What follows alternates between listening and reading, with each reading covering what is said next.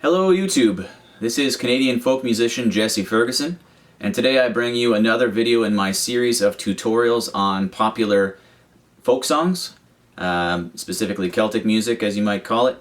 And today's lesson will be on the Irish Rover, one of the most popular Irish ballads, drinking songs, whatever you want to call it. And I have a video already on my YouTube channel of me playing the entire song. So once you figure out how to play it with this, and this is going to be a very basic tutorial on how to play it, you can go there and follow along with the entire song. And I will obviously post the chords and the lyrics to how I play this song down in the description of this video. So I would advise you at this point to, if you want to learn the song from me, print that off, or pull it up on the other side of your screen or something like that, so you can follow along as we go.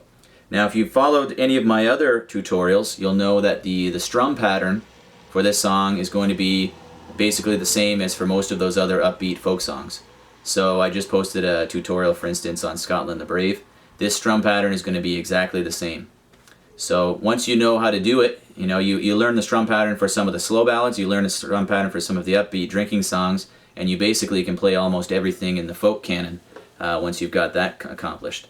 So, chords used in this song, the way I play it in the key of G, so you need G major.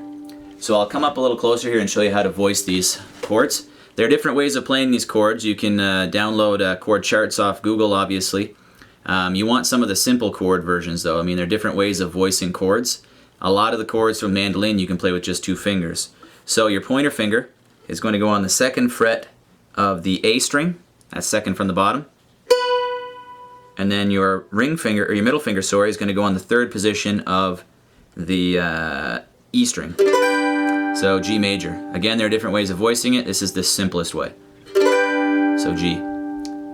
Then you want your C, which you just bounce that configuration up 1 string, 1 series of strings to C. So your pointer finger is on the 2nd position of the D string, and your middle finger on the 3rd position of the A string. So that's C. So G, C, and then D is what you want. So another 2-finger chord. Your middle finger goes on the 2nd fret of the E string. Your pointer finger up on the 2nd fret of the G string. So you've got them stacked on top of each other in the 2nd fret. So G, C, D. With those 3 chords you can play a million songs, especially folk songs. Probably literally a million songs or more. So those are the 3 chords you're going to use. And I may throw a D7 on there, which is the same pattern as your D, and you put your ring finger on the 3rd fret of the A string. So you got your standard D. You turn that into D7 as a flourish if you want to. You don't have to do this step.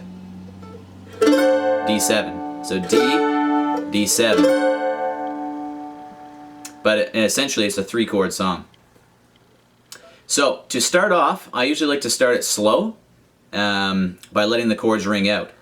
And it just helps you sort of build some interest in the rest of the song whenever it does fully come up to pitch, up to tempo, and it becomes more exciting, obviously. So you start it off slow in order to build some anticipation.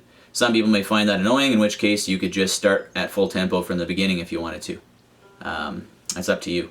But anyway, the way I do it, it would be, in the year of our Lord, G, 1806, C, we set sail from the fair quay of Cork. And you might throw in that D7 if you want. We were bound far away with a cargo of bricks for the fine city hall in New York. We'd an elegant craft, she was rigged fore and aft, and how the trade winds drove her. We had 23 masts, and we stood several blasts. And that's where, at that point, I pick it up. Now, you can do it, straightforward all the way through if you want. You can just start strumming from the beginning of the song. But here's where I go. So, stood several blasts. Then I tap on my guitar. 1, 2, 3. And we called her the Irish Rover. So, fare thee well. So, that's the way you transition there. So we stood several blasts, C, and we called G, heard the Irish C, D's G. So let's go through the pattern though for the rest of the verses. So that was a verse, right? But I just let it all ring. I let the chords ring. So just down.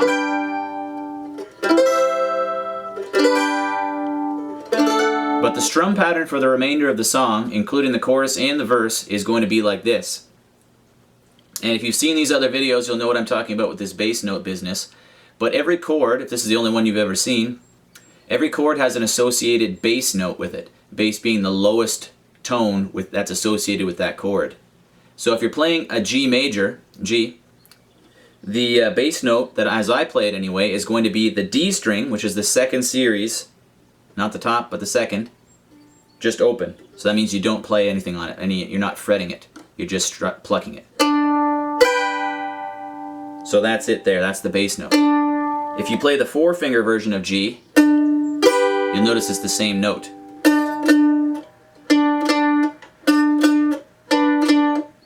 So anyway, but I play it, so that's your bass note. And the pattern is bass note individually, down, up, down.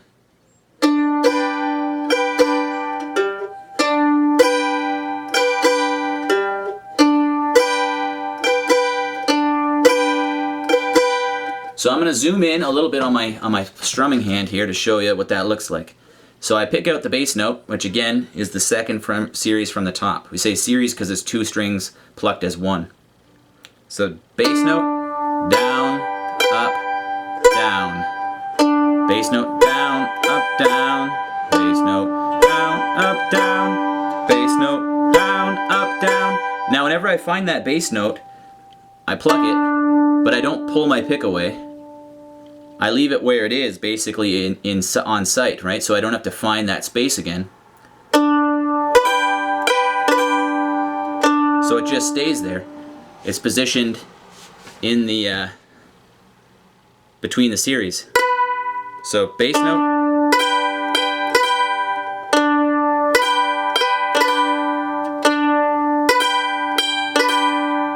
and that strum pattern is going to be continued for the other chords that are used in the song. So you've got your G, which we just did. The bass note for the C is the G string open. No jokes, please. So that's the top series. So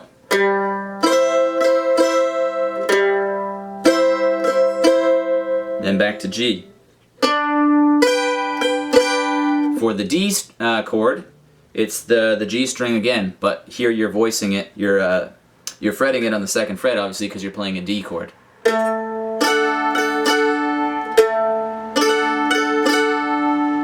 So that's the basic strum pattern. You're obviously going to play it a little faster than that. So if we're playing a G, let's try it at tempo now.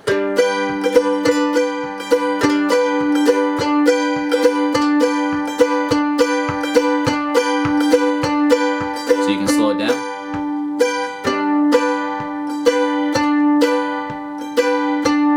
This song I played about like this.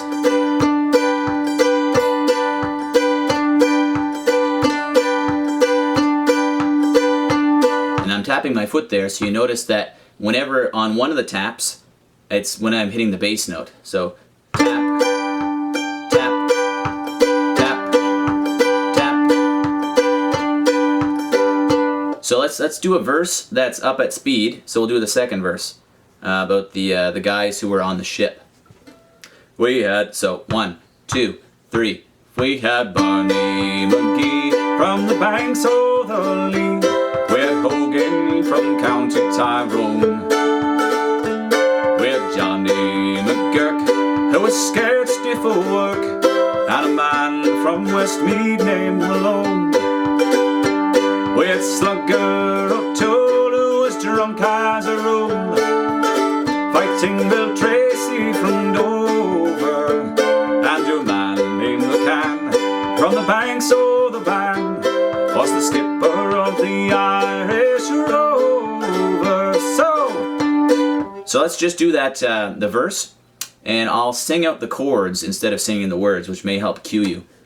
So let's do it again. So 1, 2, starting with G. 1, 2, 3.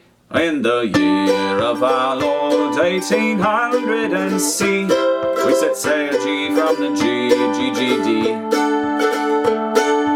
G, G, G, G, G, G, G, C, G, G, G, D, D, G, G, G, G, G, D, D, D, D7, G, G, G, G, G, G, D.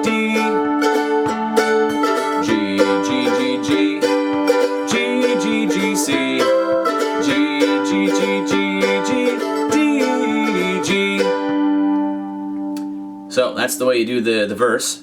And again, if you wanted to start your song without doing that whole ringing, in the year of our Lord 1806, you could just start it at tempo if you want. Now, the chorus has the exact same strum pattern, so don't be confused. And it goes into the C. 1, 2, 3. So, no wait, sorry. Fare thee well, it starts in G, sorry. Fare thee well, me C, C, C, G, G, G, G, G, D, G,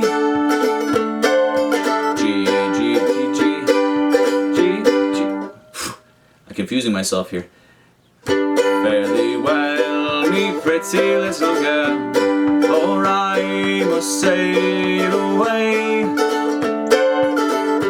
fare thee well, me pretty little girl, for I must sail away.